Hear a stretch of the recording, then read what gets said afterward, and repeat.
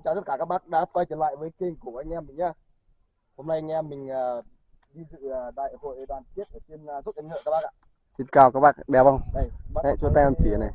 những tầng mây rất Đấy. là cao luôn các bác. Đấy.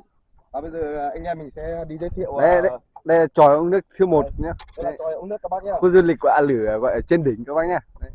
Điểm dừng dừng chân của A Lử. Bây giờ anh em mình sẽ đi giới thiệu cho các bác xem những cái món ăn dân tộc và cái biển quảng cáo của A Lử nhá. Các chị em nữa.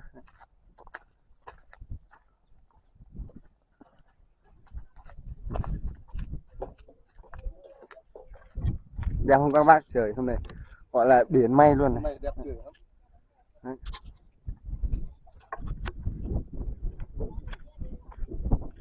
Đây, giới thiệu cái chòi này đây các bạn này.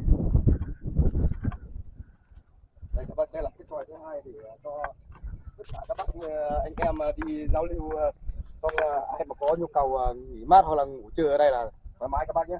Thuê lại cũng được đúng không? Đấy có cái biển này gọi sạc điện thoại này không này. À đây. Đấy. Đấy.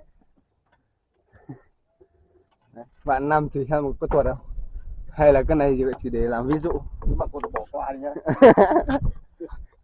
Không, nếu mà tuột thì tôi sẽ cắt đi ấy. Đây đấy bạn. Được. Có mát không? Đây có cái phong cảnh là không phải hoa cái gì này, quả gì ấy. Đẹp lắm các bạn. Nó lạ lắm. Đẹp không Đấy, bác? quả mỏng dính luôn các bác ơi. Đấy. Rất đẹp. Đấy, ngay cạnh cái đường xe nữa. Tiếp tục anh em mình sẽ đến với biển quảng cáo của A Lử nhé.